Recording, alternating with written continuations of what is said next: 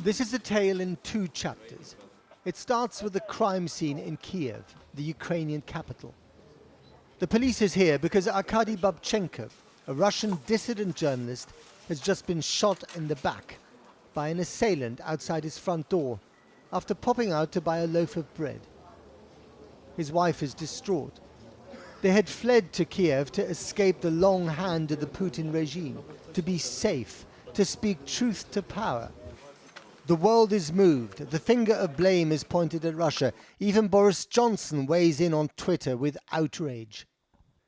Back in Kiev, at the nocturnal crime scene, the editor of Babchenko's Crimean opposition TV station looks shaken. He's convinced that he'll be next. On the way here, I received confirmation that Arkady had died. I think it will not be the last of these killings. I think the next to be killed will be myself. At his office, friends and colleagues erect a makeshift shrine. The Russian embassy is defiantly festooned with pictures of the dead man. And here he was, Arkady Babchenko, a brazenly outspoken critic of Putin and the Russia that elected and supported him. A former soldier in Chechnya, the horrors of war turned him to journalism and against the regime. Hours before he was reportedly gunned down, he posted this on Facebook. Exactly 4 years ago, I escaped death when I couldn't get on this Ukrainian army helicopter in the east of the country. It was shot down by Russian rebels. 14 died. I wasn't on board. A second birthday. Turns out that the man these people had come to mourn has had a third birthday. This afternoon at around 5 p.m., the dead man, resurrected, suddenly appears at a news conference about him, organized by the Ukrainian security services. Turns out the fake murder was a sting operation to catch the people Babchenko was convinced would eventually try and kill him. As far as I know, this operation was prepared over 2 months. I was made aware of it 1 month ago. Over this month, I saw how the guys worked, how they dug things up. We were in constant contact and worked out the details. 1 person has been detained as a result of it all. In his office, Babchenko's colleagues have exchanged their tears of sorrow for tears of joy. But one wonders how his wife, widow for less than a day, now feels. Apparently she wasn't in on the operation. He may have gone on a journey, as the hoodie puts it, but he and the Ukrainian security services took everyone else for a ride. At what cost? To the memory of journalists genuinely killed for their work, to the safety of what is indeed one of Russia's most dangerous professions. Fry reporting. A little earlier I spoke to Russian journalist Konstantine von Eggert. I asked him what he made of the story. This near Hollywood story is not that surprising to me, but of course I'm very, very glad he's alive. You say near Hollywood story. Indeed, it seems very far-fetched and hard to imagine they really caught somebody who was going to try and kill him. Well, we don't know, and we'll have to see what kind of proof the Ukrainian security service finally provides. I think they have to show the suspects, they have to explain what happened, but if we believe that the operation developed for 2 months, I think that probably this is not that far-fetched. And I suppose that with a string of murders in Kiev, of people that were, let us say, quite awkward and unpleasant in the eyes of the Kremlin, it's probably not that surprising that such operation was undertaken. Well, now, of course, there is an uncomfortable truth, and that is that the Russian foreign minister, Mr. Lavrov, spoke the truth. We have not killed Mr. Babchenko, he said. So he certainly said it as it was. Well, yes, but I think that the question is whether the preparation for the murder really happened. And then Mr. Lavrov's words may well look in a different light. I think generally we look back at quite a lot of other occurrences in the last few years, and even, let's say, 10 years since the murder of Miss Anna Politkovskaya, an investigative journalist who wrote about Chechnya in 2006. And, we see quite a significant number of people that seem to have perished in extremely dubious circumstances. Well, Konstantine von Eggert, thank you very much. As we say, let's watch this space. Will do. Thank you. Well, I'm joined now by Ukraine's Deputy Prime Minister for European Integration, Ivanna Klympush-Tsintsadze. Minister, just explain to me how faking Babchenko's death allowed you to catch people he thought were trying to kill him. Well, we here in Ukraine today are feeling absolutely proud that we have ensured that Arkady Babchenko did not die from the yet again the hybrid attack from the Russian Federation, and that our security forces and our security services have been able to protect him, and moreover to detain those that have been standing behind this terrible crime that could have happened on our soil against the person who is anti-Kremlin and who has fled the Russian regime to seek some savage here in Ukraine, in Kiev. But how did faking his death allow you to do that? How did, could you repeat that, please? How did faking his death, how did the sting enable him to evade his killers? It's not clear to me. Well, the thing is that our security forces have actually warned him a month ago. They've been working on this case for about 2 months, and they warned him a month ago that unfortunately there is a attack being planned on him, and so he cooperated very closely with our security forces, and they were prepared for this attack. So therefore, he was cooperating with the Ukrainian security service in order to help them to detain those ones who were standing behind this terrible crime to be happening, this assassination that had to happen on the territory of Ukraine. Moreover, it seems that the whole assassination was even planned for earlier date for the Champions League final, which was happening here in Ukraine, and obviously that would not be something that would immediately work for the image of the country.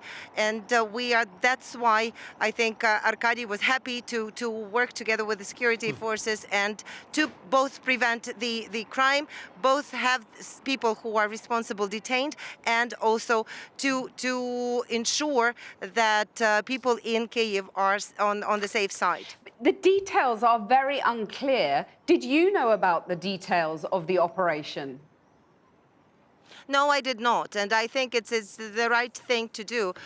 There were only a couple of people in the country who were aware of this operation being prepared, and I think that is also speaking to the high level of professionalism.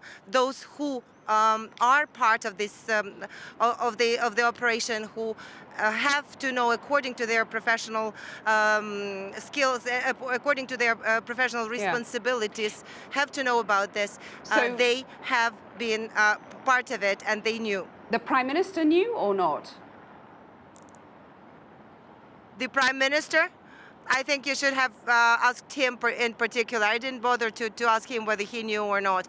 But I know that people, who are dealing with the Ministry of Interior, Security Service, the Prosecution General, they all were part of this operation, and so therefore they knew. And I'm sure the President was also informed about this. How fearful would you say journalists and public figures are about Russian aggression in Ukraine?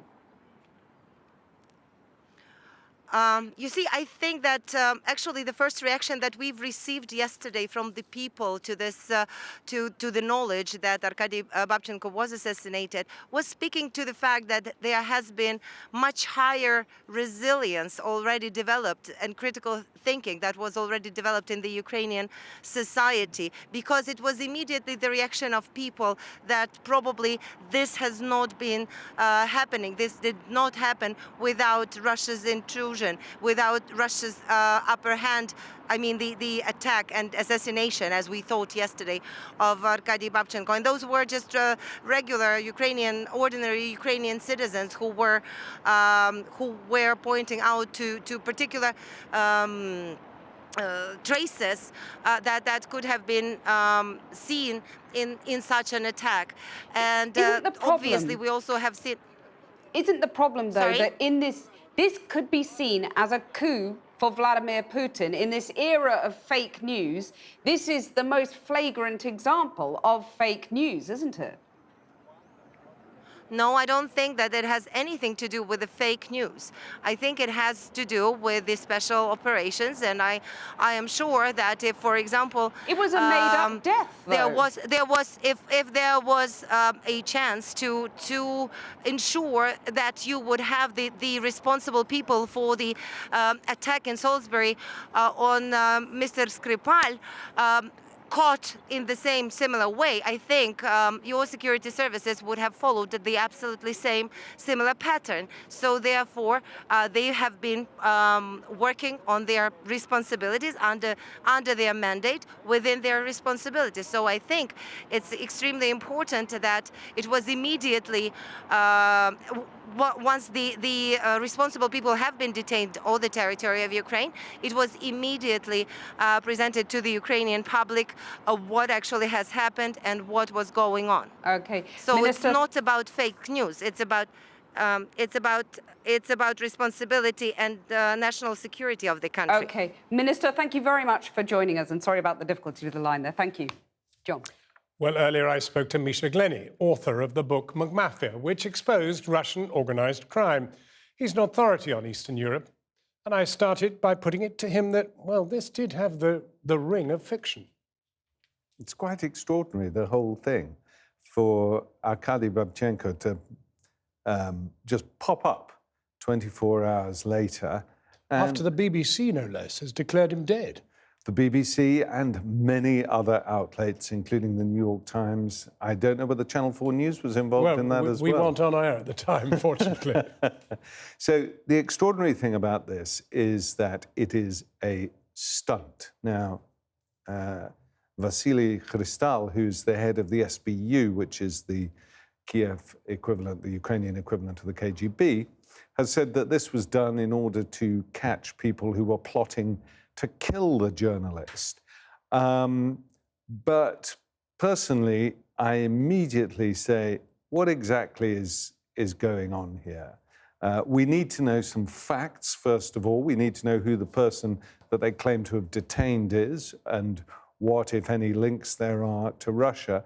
But my own feeling is this looks like Ukraine trying to highlight its hostility to Russia, its closeness to the West. So this security man, Vasily Gritsak, is a sort of pro-Western figure.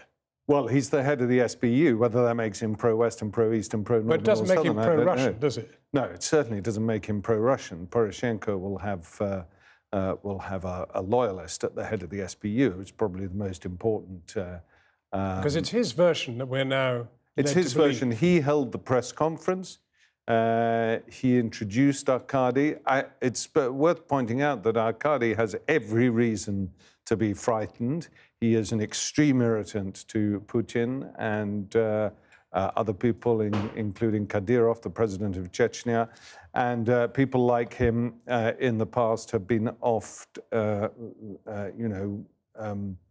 in various parts of Russia and Ukraine. But this is a win for Putin, isn't it? It is a win for Putin, yes, because he didn't kill him. Because essentially an accusation has been made against Putin, which has, clearly very little substance, unless Ukraine can come up and prove to us why they thought that Arkady was about to be murdered.